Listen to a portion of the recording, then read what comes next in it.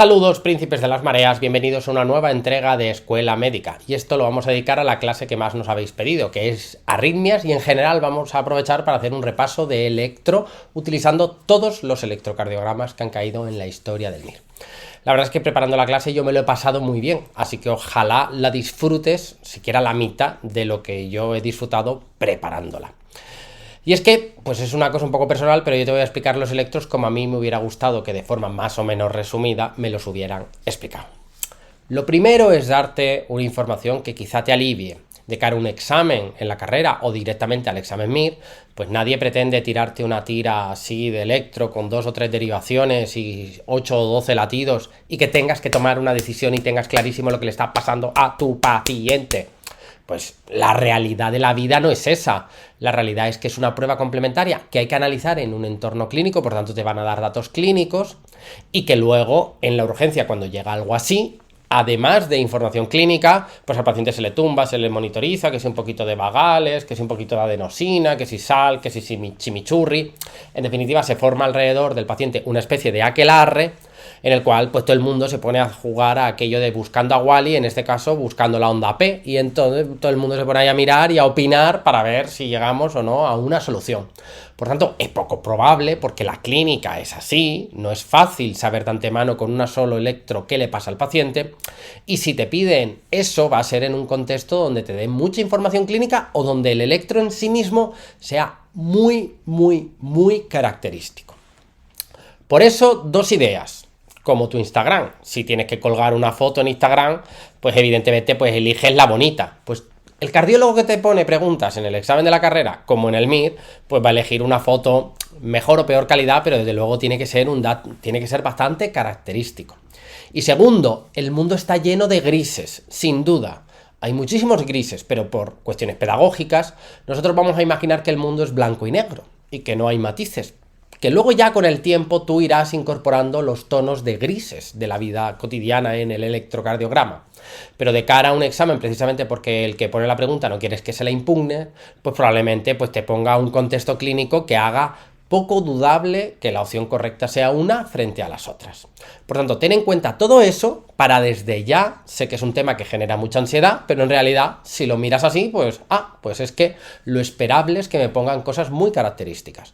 Y para demostrarlo, pues vamos a poner todos los electrocardiogramas que han caído en el MIR y algún otro que, aunque no haya caído, es potencialmente pregunta para el próximo año. Nuestra hoja de ruta, como siempre, pues empezamos por un recuerdo anatomofisiológico. La clase de fisiopatología del canal te permite tener una visión más integral de la cardiología, pero aquí vamos a hacer un breve recuerdo anatomofisiológico. Luego hablaremos de la introducción del electro, que ahí meteremos un montón de patología que se ve en el electro, porque luego ya sí nos centraremos en lo que hemos venido a jugar, que es hablar de generalidades de arritmias y hablar de los dos tipos de arritmias principales, las bradiarritmias y las taquiarritmias. Pues bien, dicho eso, empezamos ya directamente con el recuerdo. Y para ello, el que dirige el maestro de la orquesta es el nodo sinusal, que tiene mayor automatismo y es capaz de por sí solo, cuando trasplantas el corazón sigue siendo así, de mantener la frecuencia cardíaca en torno a 70, 80, 90 latidos, donde hay una onda P seguida de un QRS y finalmente una onda T. Eso es el ritmo sinusal y viene marcado por el director de la orquesta. Eso va a estimular a las aurículas para contraerse, y para pasar al ventrículo solo hay un sitio por donde pasa de manera fisiológica, que es el nodo aurículo-ventricular, que sirve de forma de retardo de ese latido. Es como una aduana en el cual, gracias a ese retraso, primero se contraen las aurículas y luego pasa a contraerse el ventrículo. Ese nodo también tiene automatismo, el nodo auriculoventricular, que está entre 50 y 40 latidos. Y cuando trabaja él por sí solo, que lo llamamos un ritmo de la unión, pues veremos un QRS seguido de una onda T, pero no habrá onda P porque nos falta la actividad del nodo sinusal sobre la aurícula. Por debajo del nodo sinusal, pues la actividad pasa al haz de His-Purkinje, que se dirige por sus dos ramas al ventrículo izquierdo y al ventrículo derecho para producir la despolarización de los ventrículos. Y por tanto, gracias al nodo auriculoventricular, primero se contraen las aurículas y luego los ventrículos. Los ventrículos, por su parte, si falla todo lo anterior, pues esta propia red eléctrica es capaz de generar latido y de tener automatismo, pero lo hace a una frecuencia aún más baja, entre 30 y 40. Y si aparece esto como director de la orquesta del latido, pues es un latido un poco ineficiente que ha empezado muy abajo y dibuja pues una contracción de los ventrículos anómalo, con un QRS ancho, cosa que es interesante tener en cuenta. Dentro del corazón hay muchos tipos de células y en medio hay zonas grises, pero si nos vamos a los extremos, en el nodo sinusal hay células de potencial lento, que dependen sobre todo para su despolarización del calcio. Este potencial lento permite, por un lado, que se produzca una despolarización progresiva, sí, pero lo más importante, les deja cerca del umbral de la despolarización. Eso explica el automatismo, que esas células del nodo sinusal, por sí solas, sin que medie ningún estímulo externo, aunque por supuesto pueden responder a estímulo beta, adrenérgico, etcétera, etcétera, pero por sí solas son capaces, gracias a que su umbral está más cerca del umbral de despolarización, de despolarizarse por sí solas. Lo opuesto ocurre con el cardiomiosito, que es el otro extremo del tipo celular, donde el potencial de acción es muy rápido y depende de sodio, pero están muy alejadas de la despolarización. Con lo cual, para alcanzar el umbral tardan más, pero una vez llegan, se disparan. Y hay que hacerlo así, disparadas, para que todas ellas se disparen a la vez y se contraiga el ventrículo, que es la función principal. Dicho eso, pasamos ahora a hablar de la introducción al electrocardiograma y vamos ya entrando en detalle. Pues como bien sabes, la actividad eléctrica del corazón la registramos a través del electrocardiograma, que es como tomar una foto de esa actividad eléctrica desde distintas perspectivas. Hay una actividad eléctrica única, las cosas ocurren en una única dirección, pero yo le saco fotos desde distintos planos. Voy a hacer fotos analizando el plano, si me permites la expresión, frontal, con las bipolares y unipolares, pero también quiero un plano sagital para ver la tridimensionalidad, antero-posterior, por así decirlo, y eso lo hago con las derivaciones precordiales. Los dos ejes principales, por así decirlo, para ver sobre todo el eje principal del corazón, que es el QRS, la despolarización del ventrículo, como ese ventrículo va a ir hacia abajo, hacia la izquierda, pues produce una despolarización en esa corriente. Pues para ver esa corriente, habitualmente podemos utilizar como sistemas de referencia dos derivaciones. La derivación 1, que hace el efecto dentro de un reloj, como ¿no? de una circunferencia, sería 0 grados, es el eje X, y la derivación AVF, su nombre se debe a foot, a pierna, foot, lo digo porque yo no he pasado de la segunda clase del Duolingo, pues eso nos permite, sería 90 grados. Pues bien, el eje de despolarización de los ventrículos habitual se sitúa entre 0 y 90 grados. Y como cuando algo se despolariza y va en esa dirección, genera una deflexión en el trazado positiva, pues eso explica que como el eje cardíaco habitual de despolarización va en esta dirección, pues dibujará una deflexión positiva tanto en uno como en AVF. Pero tenemos muchas más derivaciones que nos permiten ser capaces de ver más detalle. Tenemos la derivación 1, que es el eje 0, y luego otras bipolares son la 2 y la 3. Pero además tenemos la AVF de foot y luego AVL, left, izquierda y derecha, AVR. Con eso mapeo todo el plano frontal. Pero es que además soy capaz de tener una visión sagital y en ese contexto soy capaz de poner las derivaciones que mapean el ventrículo izquierdo, de tal manera que V5 y V6 me hablan de la cara lateral del ventrículo, V3 y V4 de la cara anterior y V2 y V1 del septo. Aquí tengo todo combinado y ahora vamos a ver distintas zonas y esto es interesante para localizar lesiones isquémicas de cara a la cardiopatía isquémica. Por ejemplo, la cara lateral del ventrículo izquierdo viene bien dibujada por AVL1, así como V5 y V6. Por su parte, la cara anterior del ventrículo izquierdo viene dibujada por V3 y V4. Pero yo puedo tener algo que infarte ambas zonas y generar un infarto anterolateral extenso.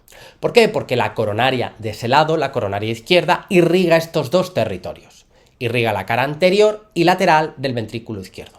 Y como puedo tener un infarto distal y solo afectar a la cara lateral o a la anterior, vale, pero también puedo tener un infarto mucho más proximal en la coronaria izquierda y generar ese infarto extenso anterolateral. Todo esto lo digo porque, por el contrario, cuando se infarta la cara inferior, eso depende de la coronaria derecha y por tanto no es probable, no es frecuente que se te infarte la cara anterior y la cara inferior, porque dependen de distintas arterias coronarias. La coronaria derecha irriga la cara inferior y por tanto la mapearé con el 2, 3 y AVF, pero también afecta al ventrículo derecho y a la cara posterior. Pero esas dos zonas no se suelen ver en el electrocardiograma de 12 derivaciones habitual y se recomienda mapearlo cuando se vea que hay afectación de cara inferior, porque eso significa que se pueden afectar el resto de territorios de la coronaria derecha. Por tanto, si sumamos toda esta información del electrocardiograma estándar de 12 derivaciones, entendemos que sus limitaciones principales es que no ven bien el ventrículo derecho y la cara posterior. Y eso habría que verlo, sobre todo si está pasando algo en la cara inferior, porque toda esa zona depende de coronaria derecha. Cuando eso ocurra, cuando algo ocurra en cara inferior, pues hace falta hacer lo que llamamos derivaciones especiales, que son derivaciones derechas, que van de V1R, R de right, ventrículo derecho, del emitoras derecho, de V1R a V8R, pero que no se hacen de forma estándar, sino en esas circunstancias para poder mapearlo. Otro dato interesante es tener en cuenta las medidas del electrocardiograma, de tal manera que la altitud mide la amplitud del potencial, pero la anchura mide tiempo. Un cuadradito son 0,04 segundos. 3 cuadraditos, que es la medida estándar como mucho de un QRS fisiológico, pues es 0,12. Cuando pasa de 0,12 hablamos de QRS ancho. Un cuadrado entero compuesto por 5, pues lo multiplicas, pues es 0,2 segundos. Y por tanto, 5 cuadrados gordos o grandes, pues es 1 segundo. ¿Por qué es interesante esto? Para ver la frecuencia cardíaca.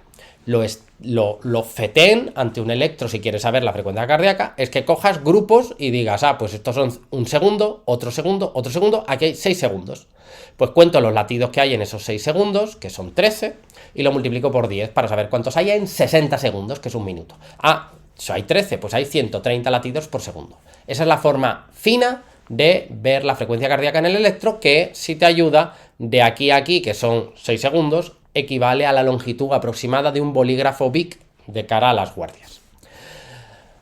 Pero hay un pequeño truco que solo sirve si el ritmo es regular. Si entre R y R, si entre complejo QRS y complejo QRS siempre hay la misma distancia, pues puedo utilizar un truco que es lo de 300, 150, 100, 75, 60 y 50.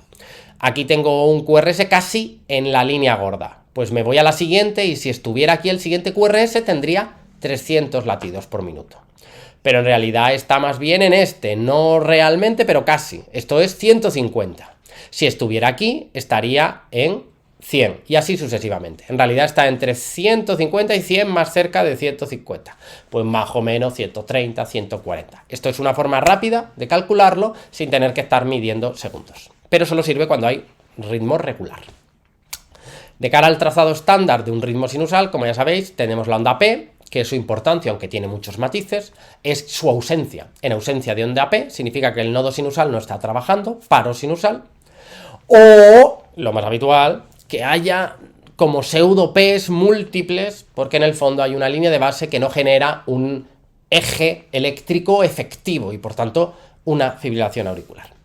Luego tenemos el QRS, que es la despolarización de los ventrículos, que genera una onda positiva, que es el R, y como luego esa despolarización va hacia la parte cercana a las válvulas, el eje hace la corriente sigue esta dirección, pues en ese giro otra vez de vuelta genera una deflexión negativa, que es la onda S. A veces puede haber una pequeña onda Q menor de un cuadradito, pero normalmente no hay onda Q, y cuando es más profunda es un dato de isquemia crónica. En el QRS, aparte de ver si hay onda Q o no y si es significativa o no, podemos ver el eje, que nos dice si es un eje izquierdo o derecho o está centrado entre 0 y 90 grados, el voltaje, que nos habla de posibles hipertrofia u otra patología, y la anchura, un dato muy importante de cara a las arritmias, como veremos luego. Y la onda T, por su parte, es la repolarización de los ventrículos, que genera una onda positiva normalmente allá donde el QRS es positivo. QRS positivo, onda T habitualmente positiva. QRS negativo, pues en esa derivación la onda T suele ser negativa, suelen ir a la par. La onda T habitualmente cuando es alta, pues nos debe sugerir la posibilidad de hiperpotasemia o de isquemia subendocárdica. Pero por el contrario puede estar baja y negativa cuando hay isquemia transmural, como veremos luego. Por tanto, la isquemia, según lo intensa que sea, puede generar una onda T picuda alta o, por el contrario, una onda T totalmente negativa. Pero también hay onda T negativa en sobrecarga del ventrículo y en bloqueo de rama izquierdo, como veremos luego. Centrándonos en el QRS, pues el eje, recordamos que si miro 1 y AVF y la onda es positiva, es que el vector está entre 0 y 90 grados y por tanto es lo normal. Si por el contrario veo que es positivo en AVF, pero negativo en 1, diré que el eje es derecho. Está ocurriendo algo en el lado derecho, de forma abrupta, por ejemplo, un TEP que genera sobrecarga de cavidades derechas. Y si por el contrario tengo un eje que es positivo en 1, pero negativo en AVF, significa que es un eje izquierdo. Dentro del eje izquierdo, que puede ocurrir por hipertensión crónica e hipertrofia de ventrículo izquierdo, dentro del eje izquierdo puede haber un eje izquierdo extremo, que es cuando está más allá de los 30 grados, como veremos ahora. Cuando eso ocurre, que es extremo, va a suceder lo siguiente. Es, por supuesto, negativo en AVF y positivo en 1, lógico, porque es izquierdo. Pero es izquierdo extremo, de tal manera que también es negativo, por supuesto, en 3, pero también incluso en 2. Está más allá de la perpendicular del vector, del eje de la derivación 2. Por tanto, significa que es izquierdo extremo. Es negativo en toda la cara inferior y positivo en 1 y también en AVL. Eso nos habla de que es un eje izquierdo extremo y en efectos prácticos eso es un dato de que hay un hemibloqueo anterior izquierdo. Esto te lo cuento porque el eje izquierdo extremo lo han preguntado y hay que saber que es pensar sobre todo en el hemibloqueo de una subrama de la rama izquierda. Cuando hay un bloqueo de rama derecha, lo veremos luego, o un bloqueo de rama izquierda, el QRS se hace ancho. Pero evidentemente existen formas de bloqueo más sutiles, como es no que falle toda la rama izquierda, sino solo la rama anterior de la parte izquierda, que es el hemibloqueo anterior izquierdo. Cuando eso ocurre, el QRS no es más ancho, pero hay un eje izquierdo extremo, que hace que sea el QRS negativo en cara inferior y positivo en V y AVL. Tal es así que ha habido un electro donde, luego lo veremos, hay un bloqueo de rama derecha, además, porque un hemibloqueo, el QRS, no es ancho, hay un bloqueo de rama derecha, lo veremos luego, pero también tiene un hemibloqueo anterior izquierdo. ¿Por qué? Porque es un eje que es positivo en 1 y en AVL, pero negativo en 2, 3 y AVF.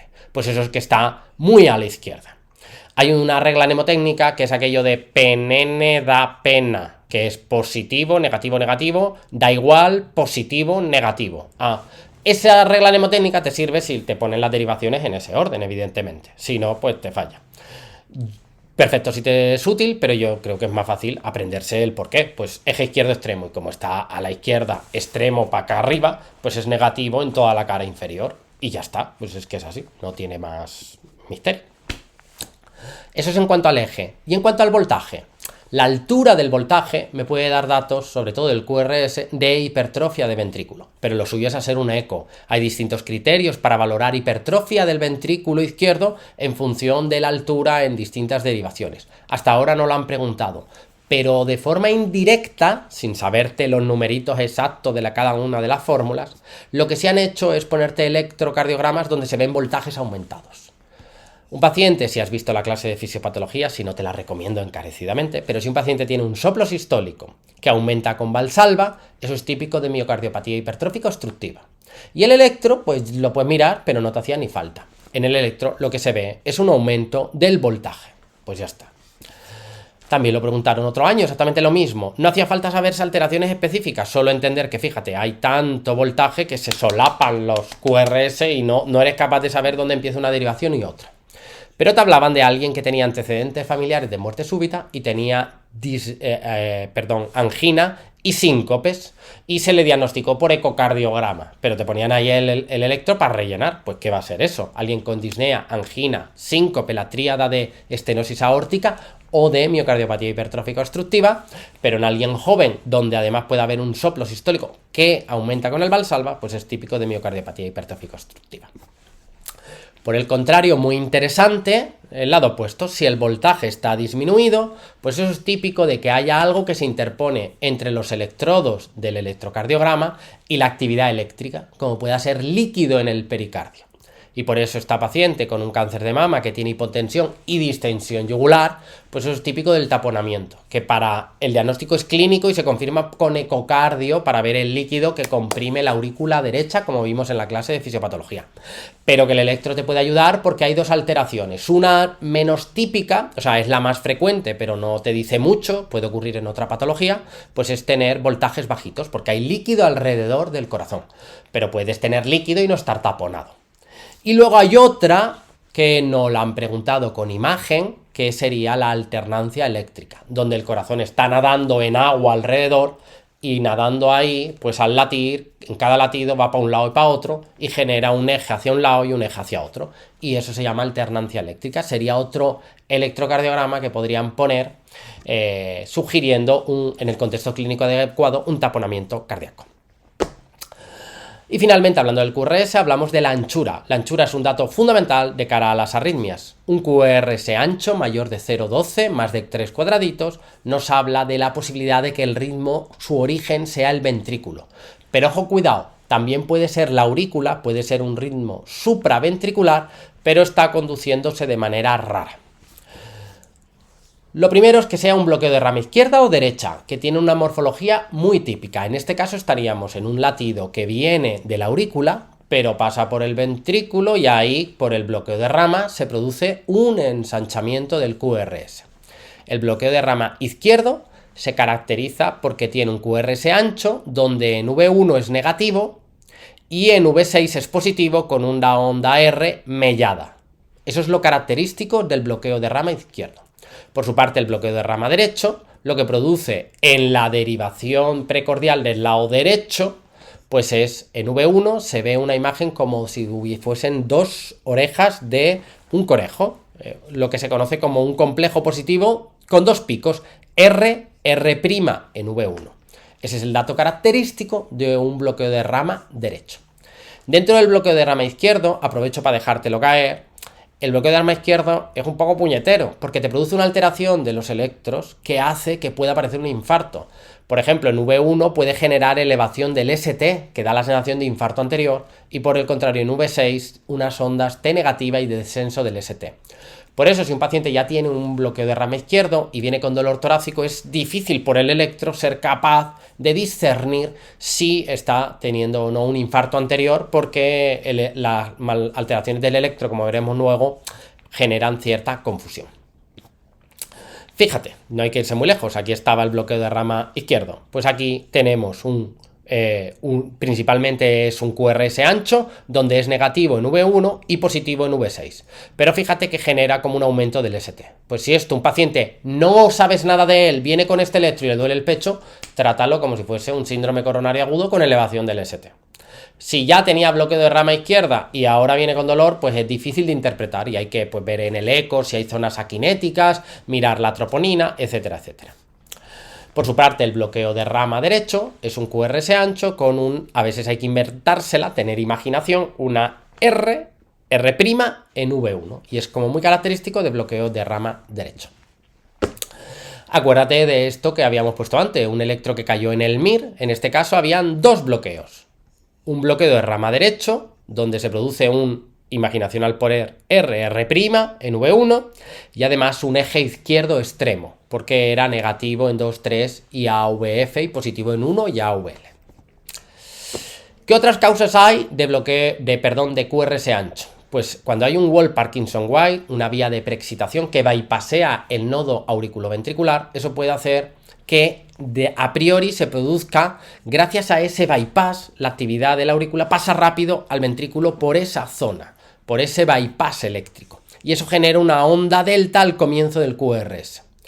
Y si los latidos, en vez de ir por el nodo, va todo por esa vía, pues va a producir un QRS ancho. Por tanto, será un latido de encima del ventrículo, es supraventricular, pero dará un QRS ancho como si pareciese algo del ventrículo, pero en realidad es porque está transmitiéndose el latido por la vía preexcitada, por la vía aberrante, por el bypass.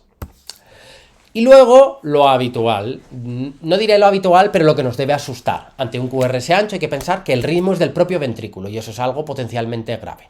Generará un QRS muy ancho. Cuando hay un marcapasos que estimula en el ventrículo directamente, pues también va a dar una imagen muy parecida, un QRS ancho abigarrado. Este no se parece ni a un bloqueo de rama izquierdo ni a un bloqueo de rama derecho. Es como otra morfología, otra cosa. Tú lo ves y dices, no me encaja en el izquierdo o en el derecho. Ah, pues eso, si no te encaja en ninguno de los dos, plantéate la posibilidad de que sea un ritmo ventricular. Si solo se ve esto, pues origen ventricular. Si delante se ve una rayita que es la espiga, el latigazo eléctrico que genera el marcapasos, pues entonces pues es un ritmo de marcapasos que está estimulando directamente en el ventrículo. Finalmente hay otra causa que todo el mundo olvida, la hiperpotasemia. Todo el mundo recuerda que si se eleva el potasio, lo primero que ocurre es que la onda T se hace picuda, que ya lo habíamos nombrado. Eso se acuerda todo el mundo. Pero luego nos olvidamos cuando vemos un electro terrible que una causa de QRS ancho también es la hiperpotasemia, solo que en este caso es más grave aún. Porque cuando hay hiperpotasemia, y lo han preguntado en el MIR, han puesto los dos electros, paciente con enfermedad renal que toma enalapril que produce hiperpotasemia. Y viene por malestar, no le duele el pecho. Pues en el electro se ve que hay ondas T que están por encima del QRS. Pues eso son ondas T picudas y sugiere que puede haber una hiperpotasemia, que en este caso es del tipo 5,5, 6, 6,5 miliequivalentes de potasio en sangre. Pero si la hiperpotasemia es aún más grave, genera un electro como el que veis, donde hay onda T alta, pero QRS ancho y muy feo. La única vez que lo han preguntado, te han dado en el cuadro clínico los niveles de potasio y te pedían cómo tratarlo. Pues se trata, la primera medida es gluconato cálcico y luego medidas antipotasio. Pero esto te lo pongo para que tú recuerdes que las causas de QRS ancho son bloqueo de rama izquierda y bloqueo de rama derecho, una transmisión de latido por una vía preexcitada, por una vía accesoria eléctrica como el Wolff-Parkinson-White, y luego lo que todo el mundo recuerda, ritmo ventricular o marcapasos en el ventrículo. Pero también la hiperpotasemia grave puede producir un QRS ancho, asustar mucho y no darte cuenta que el tratamiento es otro muy distinto, gluconato cálcico.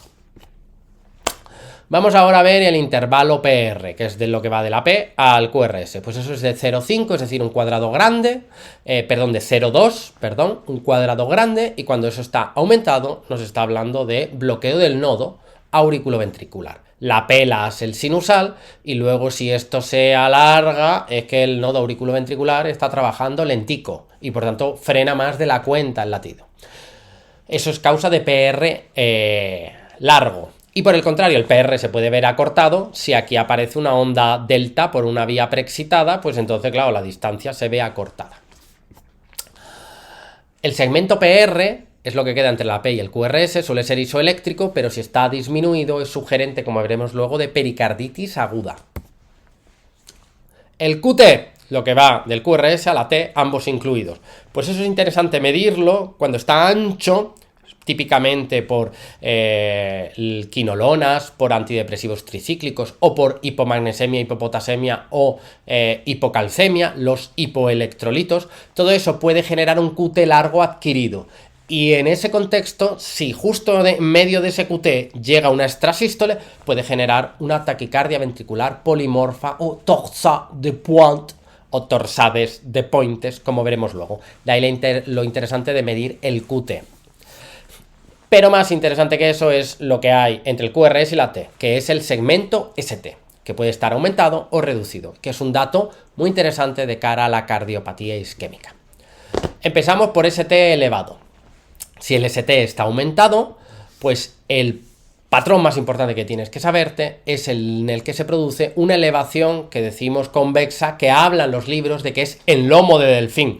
A mí me fascina la idea de quien describió esto, pues eran aquellos tiempos donde los médicos hacían algo más que estudiar medicina, se iban en barcos por el mundo y esta forma me recuerda a mi vida de arponero, en la cual yo cazaba orcas y delfines, y entonces me recuerda al lomo de un delfín. Pues bueno, la cuestión es que es una elevación, pues en ese sentido es convexa y eso es lo importante. Y eso te habla de que hay una isquemia transmural, va desde el endocardio hasta el epicardio. Todo el muro del ventrículo está isquémico.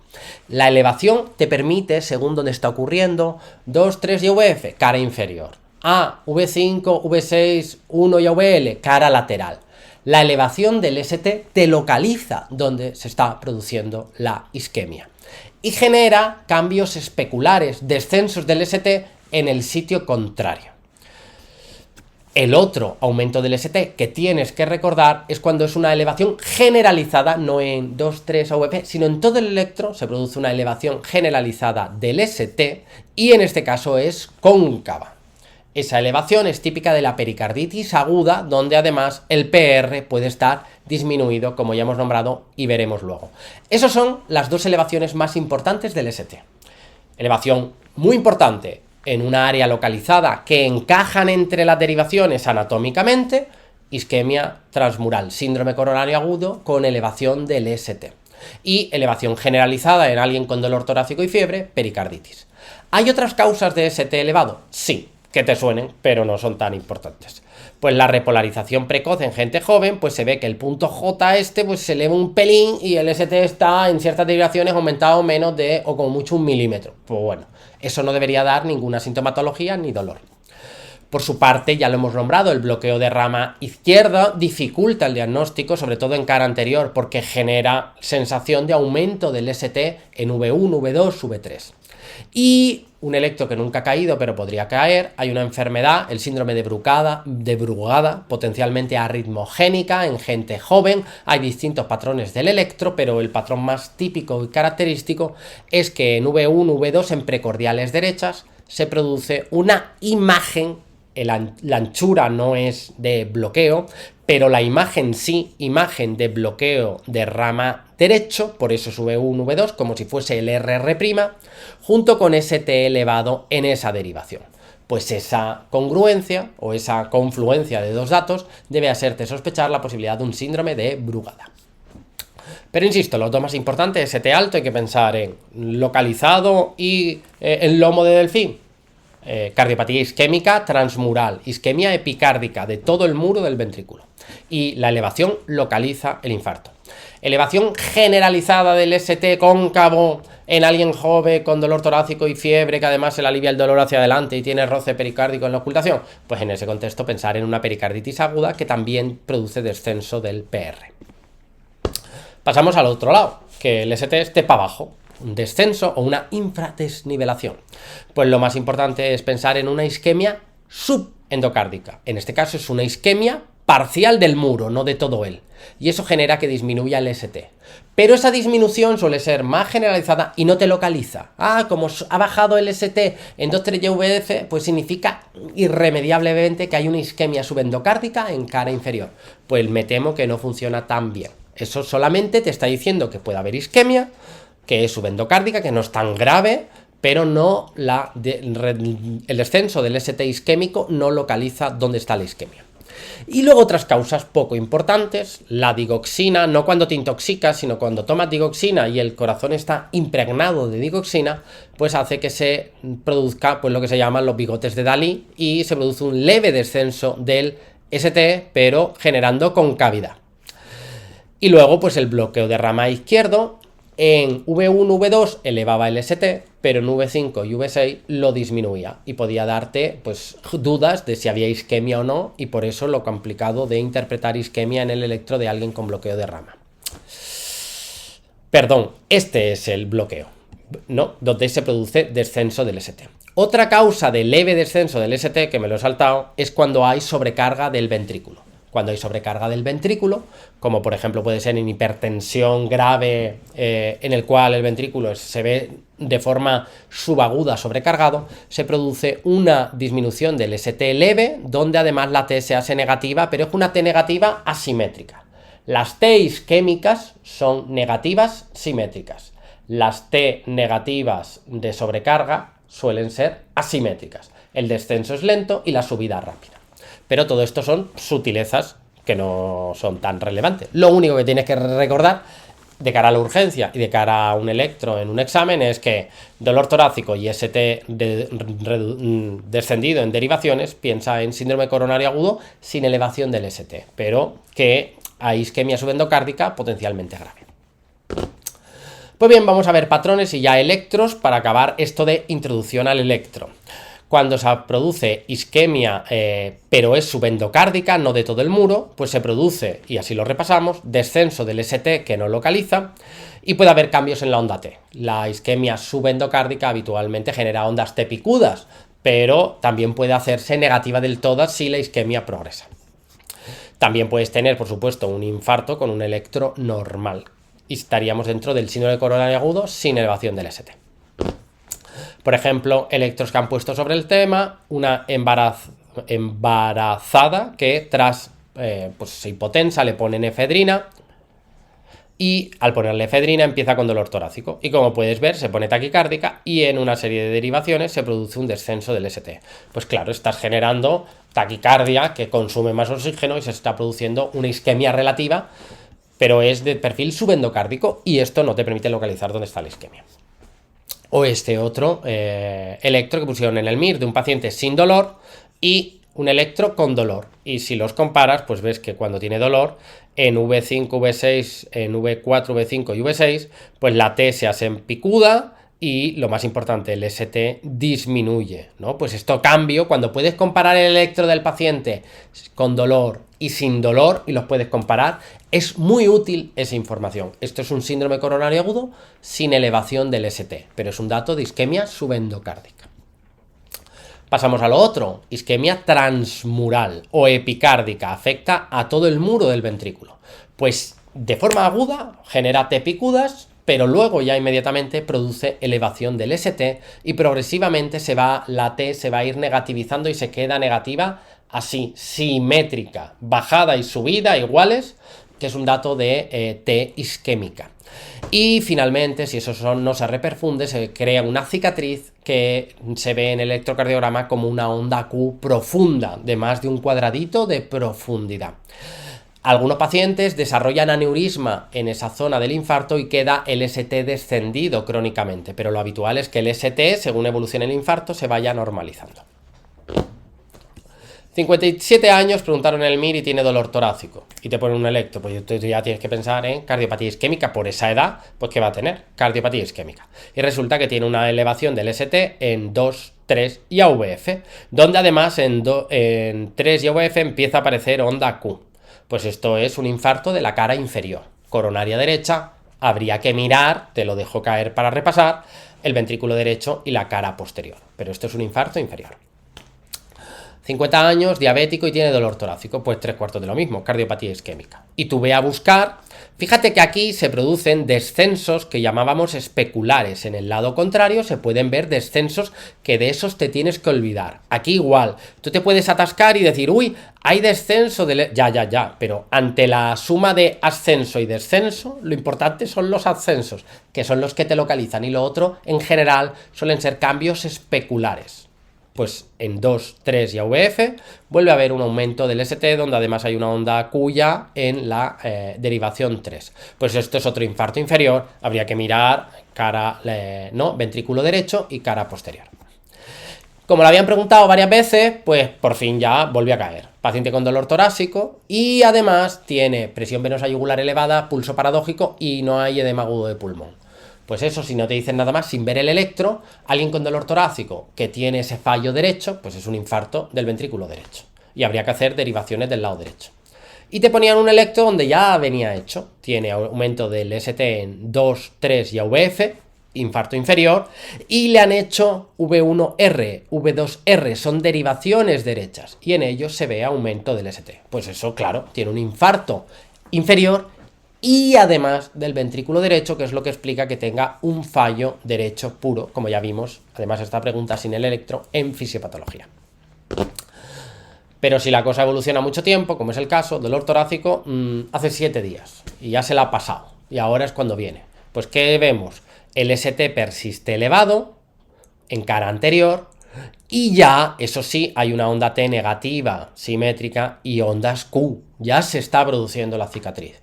Es la evolución de un síndrome coronario agudo con elevación del ST si no le pones remedio a tiempo. Pasamos a otra opción de interpretación del ST. 34 años y dolor torácico. Pues no es previsible que sea un infarto. Si hay que pensar en algo, pues sería una pericarditis. Justo vemos un electro donde hay un aumento del ST en varias derivaciones, pero es una cosa pues como sutil y además en algún lado puedo ver descenso del PR. En ese contexto clínico, pues ¿qué habría que pensar? Pues una pericarditis aguda. Y lo preguntaron otro año, otro electro de una pericarditis de alguien joven con febrícula y dolor torácico que tiene el ST de forma generalizada elevado, pero siempre con forma cóncava, y a lo mejor puedo inventarme que además el PR está descendido. Pues eso son las dos alteraciones prototípicas de una pericarditis aguda. Otros electros, miscelánea, pues cuando hay un tromboembolismo pulmonar, como puede ocurrir en una paciente con un tumor, y disnea brusca. Disnea brusca en alguien con un tumor, que es protrombogénico, hay que pensar en un TEP. Pues el TEP puede hacer que tengas un electro normal, que tengas taquicardia sinusal, que te dé un bloqueo de rama derecho, sobrecarga derecha, pero además puede producir un electro como muy característico, pero raro de ves. Pues aquí ves que tiene un bloqueo de rama derecha porque de repente el ventrículo derecho se ve sobrecargado de presión, pero además se produce un patrón que llamamos de S1, S profunda en 1, Q3, T3. En la derivación 3 aparece una onda Q y en esta misma una onda T negativa. Pues ese patrón es como muy característico de un TEP. Que no hacía falta ni siquiera mirar el electro para resolver el caso clínico, porque era una mujer con disnea brusca, teniendo un cáncer y en la ocultación no se había nada relevante. Pues eso probablemente pues sea un tromboembolismo pulmonar. Electros que no han caído y podrían caer de la miscelánea, los hemos nombrado. Paciente joven que tiene una imagen como de bloqueo de rama derecha con aumento del ST en esas derivaciones, V1, V2, esto es lo típico del síndrome de Brugada. Y también otra patología que podrían ponerte, porque es algo como muy característico, no todos tienen, ni todos los Brugadas tienen este electro, evidentemente, pero si alguien te pone un electro en el MIR, pondrá uno muy característico, y lo mismo pasa con esta entidad. No todos tienen esta alteración, pero es muy característica. La displasia ritmogénica del ventrículo derecho, en el cual los cardiomiocitos del ventrículo derecho son sustituidos por grasa y eso genera zonas de arritmias, pues se va a manifestar característicamente de V1 o V2 con aparición de ondas épsilon como ondas detrás del QRS, pues se ven como microondas, se les llama ondas épsilon, y una onda T negativa en esas mismas derivaciones. Eso es muy característica de la displasia arritmogénica del ventrículo derecho. Pues bien, vemos ahora muy por encima una generalidad de las arritmias, primero repasando los mecanismos por los cuales se producen arritmias. El más importante es la reentrada, que colabora en la ECA, en el flutter, como veremos luego, y las taquicardias supraventriculares. El paradigma para explicarlo es el Wall-Parkinson-White, donde hay una vía accesoria en paralelo al nodo auriculoventricular, que conecta aurículas y ventrículos. Pues bien, como hay dos vías, pues las dos pueden conducir. Lo habitual es que en una situación concreta se pueda producir un circuito que se cierre y genera, pues perpetúa la taquicardia. En este caso, todo bajaría por el nodo auriculoventricular y por tanto el QRS sería estrecho, pero volvería a la aurícula por la vía accesoria y volvería a estimular y por tanto se cerraría un circuito, pero con QRS estrecho. Esto lo llamamos, en este caso, sería ortodrómica, sigue las manecillas del reloj. Lo que puede ocurrir, que es más raro, pero puede ocurrir, es que pase al revés, que baje por la vía accesoria y suba por el nodo auriculoventricular. En este caso va a ser un QRS ancho. No porque el ritmo sea ventricular, en realidad viene de arriba, de las aurículas. El circuito se cierra allá arriba. Pero como se distribuye por una vía anómala, pues va a producir una imagen de QRS ancho y en este caso lo llamamos antidrómica, porque va en contra de las manecillas del reloj. Otras causas de taquicardias o de arritmias, mejor dicho, son un automatismo anormal o una actividad eléctrica desencadenada en un momento inapropiado, una extrasístola que llega en la zona sensible del corazón, QT largo, pues eso explica las de taquicardias ventriculares tipos Toxa de Points. Y más relacionado con las bradicardias, los bloqueos en la conducción pueden ralentizar el ritmo cardíaco. El bloqueo que ralentiza el ritmo cardíaco es el sinusal y el auriculoventricular.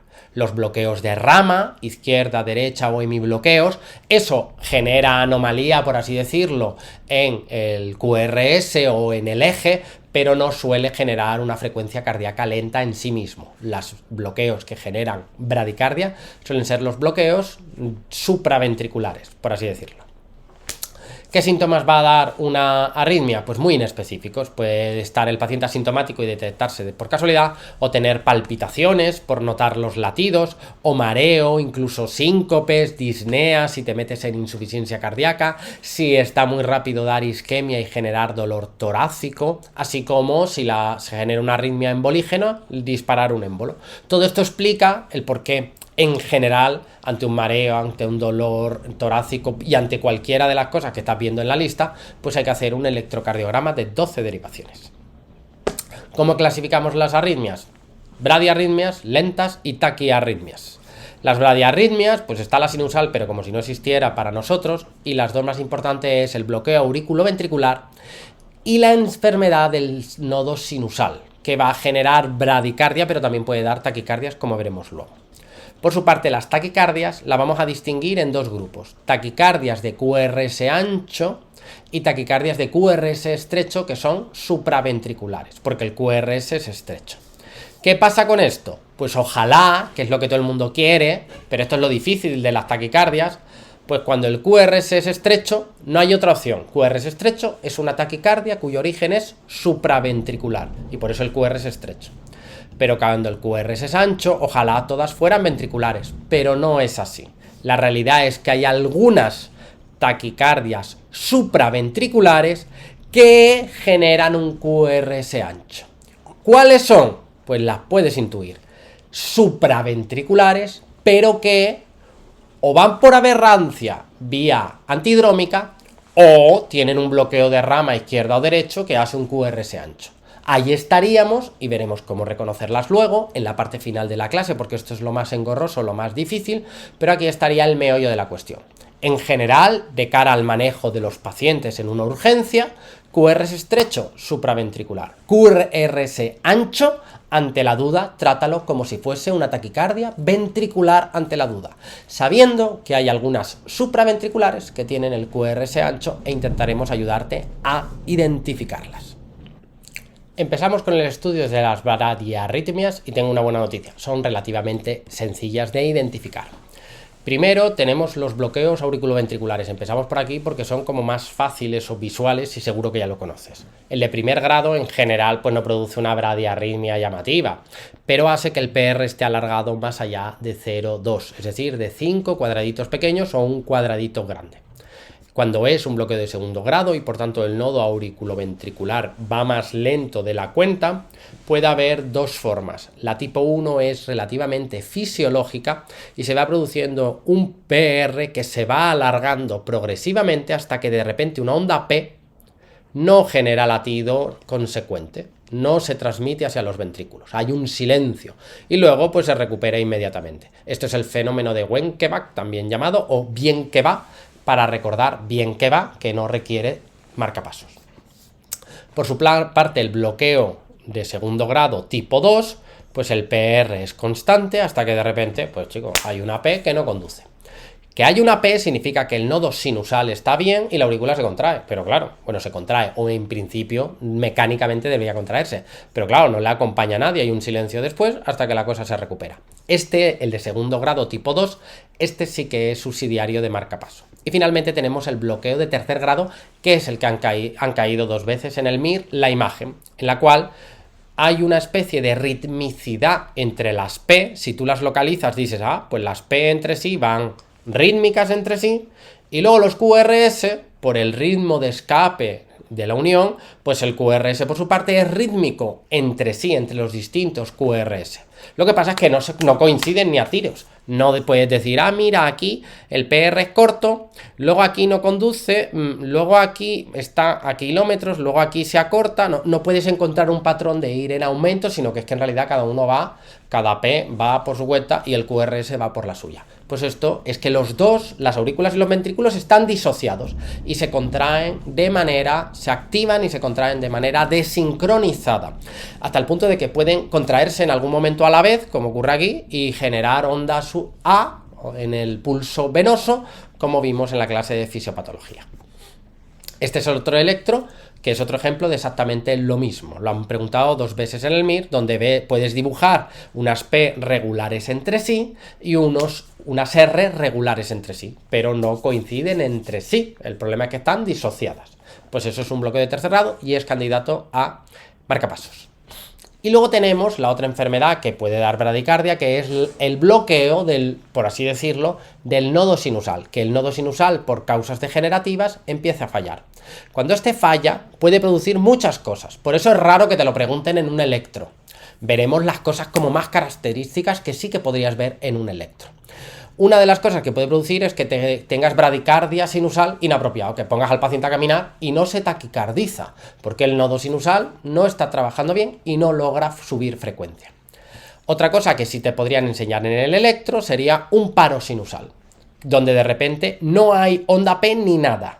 Hay un latido y luego hay un silencio administrativo, que suele ser significativo si es de más de 3 segundos. Eso es un paro sinusal y es un dato de posible disfunción del nodo sinusal.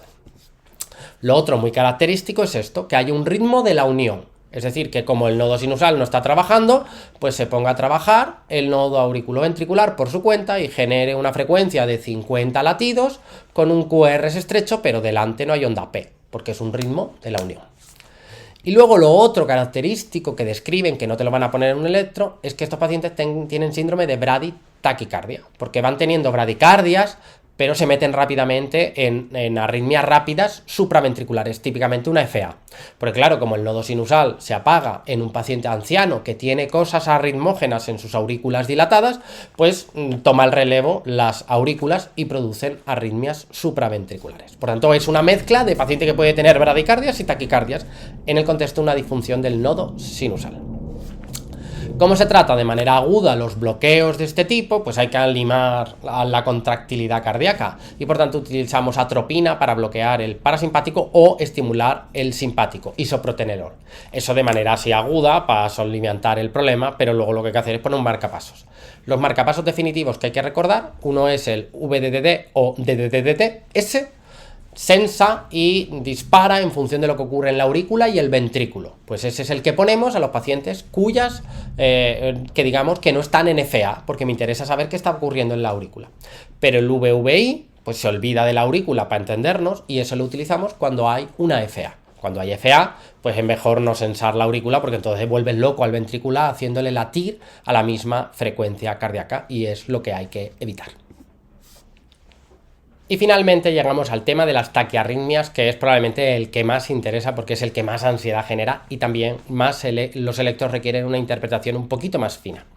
Para ello recordemos que tenemos las de QRS estrecho, que son supraventriculares, y las de QRS ancho, que suelen ser ventriculares, pero puede haber supras con QRS ancho, porque hay aberrancia o bloqueo de rama izquierda o derecha. Pues bien, teniendo un poco esa fotografía, vamos a verlas. Y vamos a empezar por un orden un poco diferente.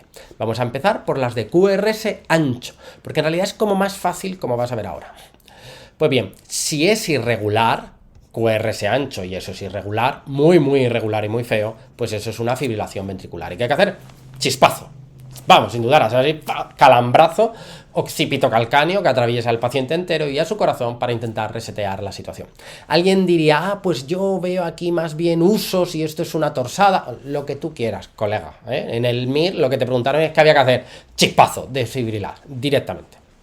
La otra taquicardia con QRS ancho irregular sería precisamente la torsade de Pointes, pacientes que tienen QT largo, ya sea congénito o lo habitual adquirido por quinolonas, antidepresivos tricíclicos y hipoelectrolitos, hipopotasemia, hipomagnesemia, hipocalcemia, todo ello hace que puedas tener un QT largo y en ese contexto venir un latido donde no toca una extrasístole y generar una taquicardia ventricular polimorfa, donde en el ventrículo se produce una onda que sube y baja generando como esta imagen de usos.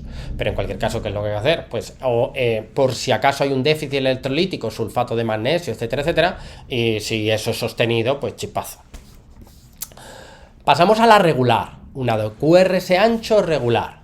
Pues eso, sobre todo en el seno de cardiopatía isquémica, si el paciente es de edad avanzada, sabemos que tiene cardiopatía isquémica, puede estar generándose taquicardias ventriculares, que van a ser un QRS ancho y va a ser regular.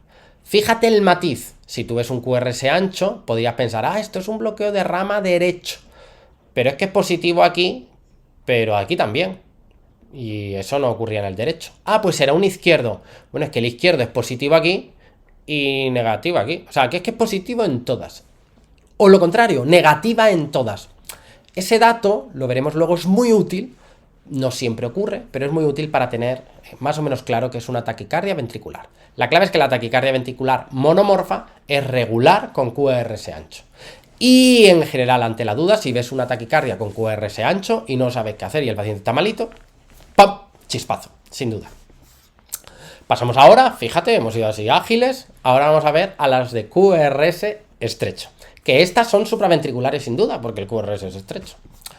Pues bien, las irregulares las podemos distinguir, podemos ver distintos subtipos. Tenemos la taquicardia auricular multifocal, que la he tachado porque para mí son los padres. Yo no he visto una en mi vida, la verdad. Que sí, que distintas ondas P, de distintas... Si yo veo cosas que no se ve una P clara, pues eso lo llamo FA. Entonces me voy a olvidar de esa. Y luego el flúter o la supraventricular paroxística con conducción variable. Pues vale, pero ya es mala leche que te pongan eso en el examen, que sea variable. Quédate con que un QRS irregularmente irregular, una taquicardia con QRS estrecho irregular, es una FA y punto. ¿No? Donde las aurículas tienen muchos focos arritmógenos por reentradas en las venas pulmonares principalmente y generan un latido ineficiente, pero transmiten muchos latidos hacia el nodo auriculoventricular que intenta frenar alguno, pero al final el ventrículo se pone a tope. Pues esa es la FA. Y luego estarían las regulares. Las regulares, me olvido de la taquicardia sinusal, un paciente al que tumbas y se relaja no va a estar a 150 o 160 latidos. Una taquicardia sinusal ya tumbado en el electro, pues serán 120, 130 y verás siempre una onda P delante. Pues bien, si tú ves una frecuencia ahí gorda y es regular, pues hay dos opciones. O es un flúter o es una taquicardia paroxística supraventricular, que puede ser que la vía accesoria sea dentro del nodo auriculoventricular en sí mismo, intranodal, o no, que la vía accesoria esté fuera. Y lo llamamos entonces vía accesoria, como es el Wolff-Parkinson-White. Pues vamos a ver cada una de ellas. Pues mira, esto es QRS estrecho y chico, pues tú puedes, como va muy rápido, la regularidad es aparentemente, pero luego si te fijas, pues dices, pues mira, lo que hay aquí y aquí no es lo mismo que lo que hay aquí y de aquí, y lo que hay de aquí no es lo mismo que de aquí, es decir, que es irregular. Taquicardia irregular y no veo nada claro, FA. QRS estrecho irregular, FA. Ante la duda, eso es una FA. Y eso era una FA. Por el contrario, pregunta más reciente, aquí vemos una característica muy importante del flúter. El flúter es una macro reentrada que pasa por el istmo cabo-tricuspidio y eso afecta más, en vez de a las venas pulmonares, que era la aurícula izquierda y la FA, pues ahí típico de gente mayor, de edad avanzada, con hipertensión, hipertrofia de ventrículo izquierdo, dilata la aurícula izquierda y se genera esa arritmia. El flúter ocurre más en patología del lado derecho, donde afecta a la aurícula derecha. Y ahí se forma una macro reentrada donde produce, pues digamos que dentro de la aurícula, en este caso, pues produce pues como la ola del fútbol, ¿eh? Entonces se produce dentro de la aurícula, no se queda así, sino que se produce una onda ineficiente que hace que la aurícula esté o intente estar a 300 latidos. Y esos 300 podrían pasar al ventrículo si la conducción fuese 1-1, un latido aurícula, un latido ventrículo. Pero eso, vamos, el paciente se pone malísimo en milésimas de segundo. Lo habitual es que haga conducción el nodo auriculoventricular pase un latido de cada 2 y por eso decimos que tienen conducción 2-1. Y en ese caso, ¿a qué frecuencia va a estar? A 150, a la mitad, 150 latidos. Pero puede haber una 3-1 y por tanto estaría a 75 o una conducción variable, a veces a 2-1, a veces a 3-1 y ahí sería irregular. Pero lo típico, que es lo que te preguntaron en el MIR, es esto. Te dan a poner un contexto de un paciente neumópata, por ejemplo, edad avanzada, que desarrolla una arritmia que está prácticamente a 300, 150. Está casi prácticamente en 150. Es un dato clave y además en ciertas derivaciones puedes ver como si hubiera una onda de dientes de sierra. Pues eso es típico de un flúter, que en el fondo se trata prácticamente como una FA, aunque tiene sus pequeñas salvedades. Pero si es regular a 150 y ves unos dientes de sierra, pues es un flúter. Y luego está la última, que es la taquicardia paroxística supraventricular, que esta es un QRS estrecho. En principio no es a 150 clavados, en alguien joven, que no te hablan de cardiopatía de ningún tipo. Y el dato clínico clave es esto de la P, paroxística. Aparece y desaparece. Esta puede ser intranodal, donde las dos vías están tan cerquitas que da igual que sea ortodrómica o antidrómica, porque están tan pegadas que siempre va a haber un QRS estrecho, o que haya una vía accesoria, como es el Wolff-Parkinson-White, en cuyo caso, pues si baja por donde le toca habitualmente, pues tendrá QRS estrecho y será ortodrómica, pero si va por la otra, pues será antidrómica y tendrá QRS ancho. La clave para esto es el contexto clínico, es paroxística. No es esperable, porque nunca ha pasado en el MIR, nunca te han puesto un electro tal que así, y han pretendido que digas que es una paroxística sin darte más información. La clave va a ser que te enseñen, porque hasta la fecha siempre lo han hecho así, el antes o el después. Porque esta taquicardia, como todo pasa por el nodo auriculoventricular, la reentrada implica la presencia del nodo auriculoventricular, tiene una característica clave, que es que el masaje carotidio o la adenosina no ralentizan la arritmia, la eliminan, desaparece, resetean la cosa. Y por tanto, ese es un dato clave fundamental. El paciente tiene palpitaciones y taquicardias ocasionales que le han dicho que es ansiedad, estrés, no sé qué, porque siempre que llega a la consulta ya se le ha pasado, espontáneamente, igual que aparece, se va. Y la otra gran característica es que si la ves, es una taquicardia habitualmente QRS estrecho, salvo que sea antidrómica, y se subyuga, se yugula, se elimina con maniobras vagales o con adenosina. ¿Cómo las han preguntado en el MIR? Esta sería la paroxística supraventricular intranodal. Pues te dice, mira, taquicardia que no está a 150 clavados en alguien joven y no ves la onda de fondo de dientes de sierra y le ponen adenosina, la cosa se resetea y ahora veo el ritmo normal. Por tanto, se ha curado solo con adenosina. Y yo voy a ver el electro normal cuando ya se le ha pasado. ¿Veo una onda delta de Wolff-Parkinson-White? No. Ah, pues es una paroxística intranodal. Se acabó. Esa es la idea. Que el electro en la normalidad te va a ayudar. Si ves el electro en la normalidad y hay onda delta, pues es Wolff-Parkinson-White. Si no lo ves, pues que es lo más común, que no haya, pues es una intranodal, que es muy común. Esta es la otra que han preguntado en el MIR. En este caso te decían, oye, mira, este es el electro normal, pero el paciente de golpe empezó con una taquicardia con QRS estrecho.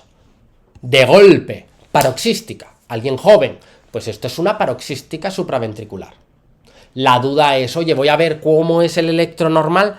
Ah, fíjate, tiene aquí ondas delta. Ah, pues en este caso es una paroxística, pero tiene vía accesoria. Es un Wolff-Parkinson-White. Y como el QRS estrecho, está haciendo la taquicardia por la vía ortodrómica.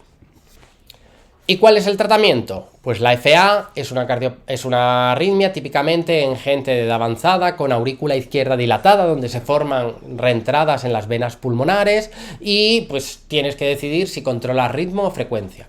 Según la cardiopatía de fondo, lo anómalo que esté el corazón, pues sabrás si es más probable que el ritmo se mantenga o no, o vaya a recidivar.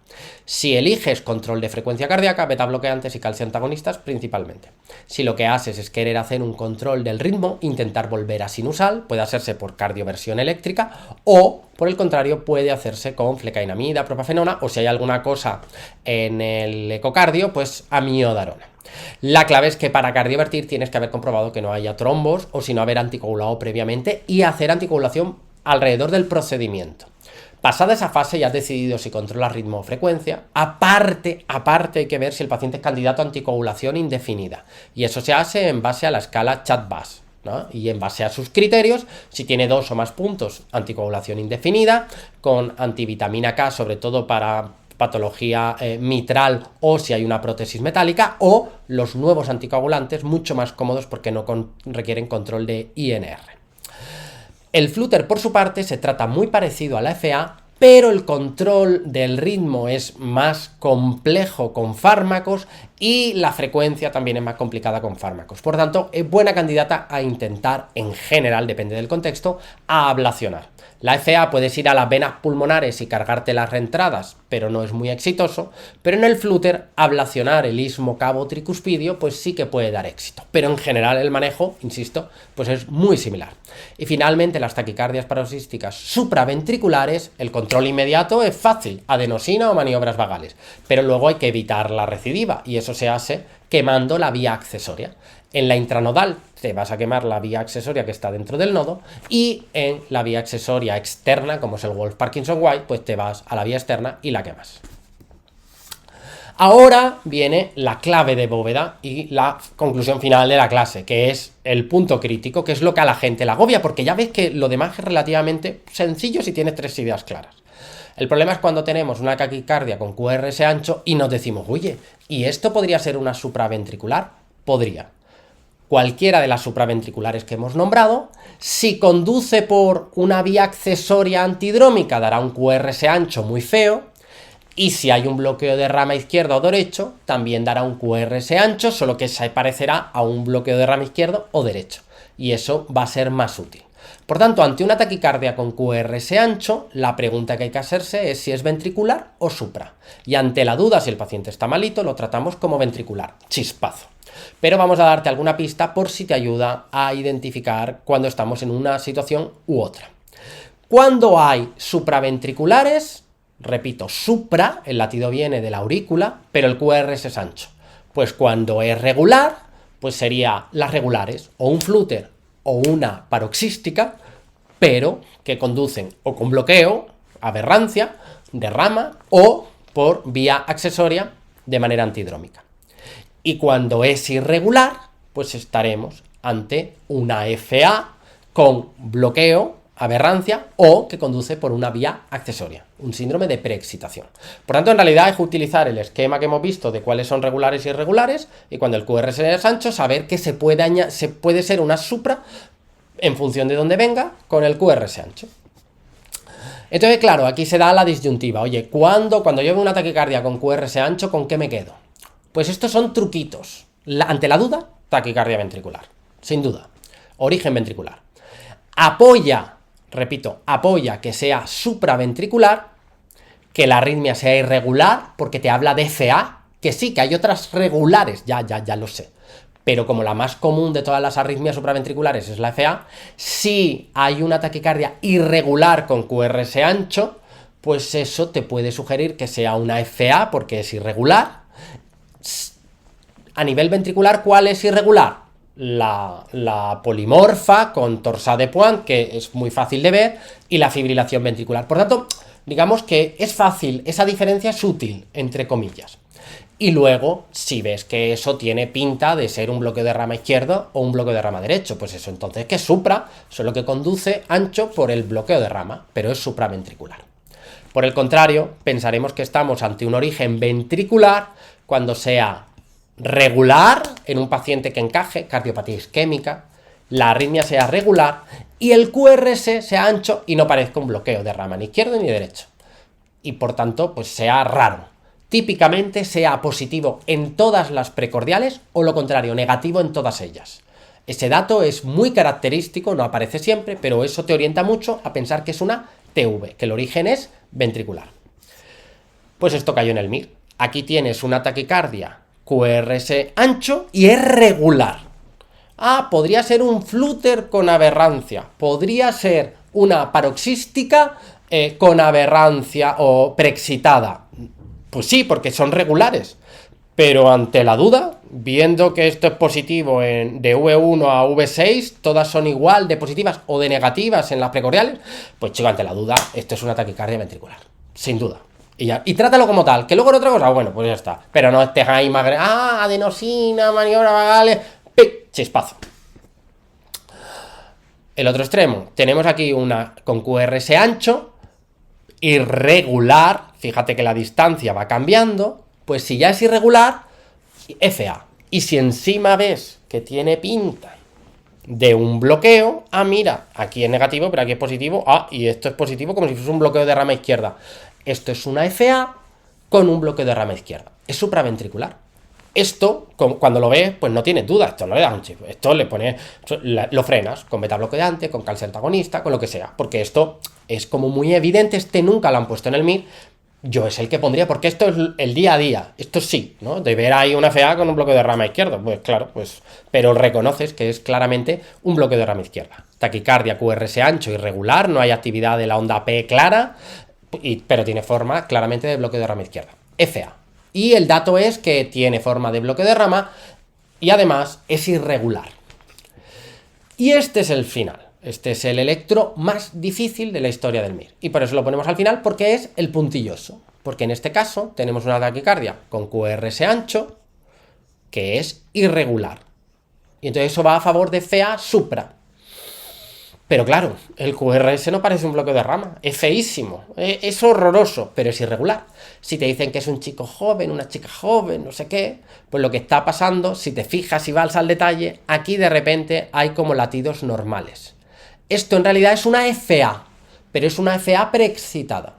Y los latidos están yendo por la vía accesoria, antidrómica, pero algún latido se escapa por el nodo auriculoventricular y sí que tiene morfología normal. Pero esto es una FA que llamamos preexcitada. Y en este paciente, si tú se te ocurre ponerle adenosina y le frenas el nodo auriculoventricular, pues empeoras la situación, porque entonces todos los latidos de la FA van a pasar por el lado que no toca.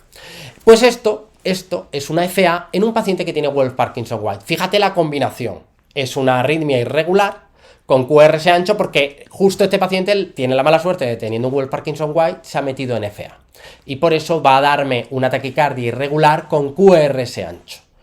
Ante la duda, por eso, en general, como hemos dicho, si el QRS es ancho y no tienes muchos más datos, tú trátalo, que sí, que esto es supra, sin duda, conducida por la vía accesoria, ya, pero tú trátalo como una taquicardia ventricular ante la duda, sabiendo que este ha sido el electrocardiograma más difícil en la historia del MIR, al menos bajo mi opinión. ¿Cómo nos manejamos? ¿Cuál es el resumen operativo para sobrevivir ante un electro con una taquicardia? Pues chicos, si la taquicardia tiene el QRS estrecho, es supraventricular. Ya no hay que pensar mucho más. Si es irregular, es una FA. Y si es regular, pues si va a 130 o menos y ve onda P, pues es una sinusal. Si va a 150 clavados con dientes de sierra, regular, pues eso es un flutter. Y si es alguien joven y ha aparecido y desaparecido de golpe, no encajan lo demás, pues eso es una taquicardia paroxística supraventricular ortodrómica. Y puede ser una intranodal o un Wolff-Parkinson-White con accesorios, pero está conduciendo vía ortodrómica. Si tengo dudas, como el QRS estrecho, pues vagales, adenosina, ralentizo para ampliar, para ver mejor qué está ocurriendo, sabiendo que las maniobras vagales y la adenosina eliminan justo la paroxística. Las otras solo se ralentizan y me permiten ver mejor si hay dientes de sierra, si hay ondas F de una FA, etcétera, etcétera. Me voy al otro extremo, una taquicardia con QRS ancho que es regular. Pues taquicardia con QRS ancho regular, lo más probable es que sea una TV. Y más si encima es el QRS positivo o negativo por igual en todas las precordiales. TV monomorfa.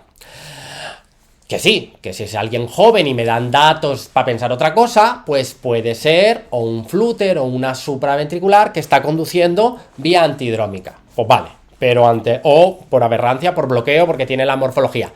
Pero ante la duda, TV monomorfa, sobre todo si es regular.